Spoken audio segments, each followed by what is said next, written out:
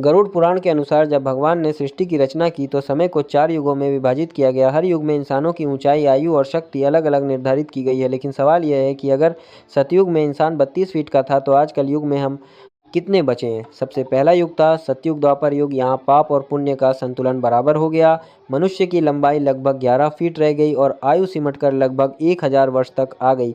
इसी युग में भगवान श्री कृष्ण और बलराम ने धरती पर अवतार लिया और महाभारत का महान युद्ध हुआ। अब चल रहा है कलयुग। इसे धर्म और पतन का युग माना जाता है।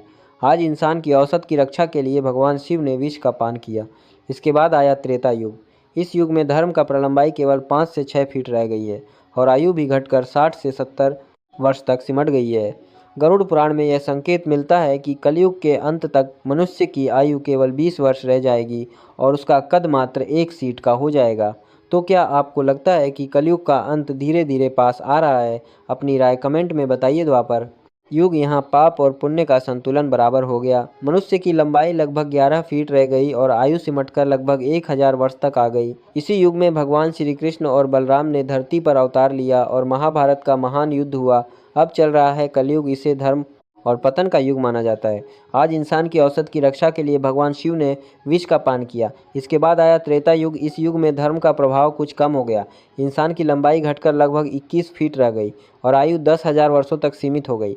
इसी युग में भगवान ने वामन परशुराम पर मर्यादा पुरुषोत्तम श्री राम के रूप में अवतार लिया। तीसरा युग था कि रक्षा के लिए भगवान शिव ने विष का पान किया। इसके बाद आया त्रेता युग।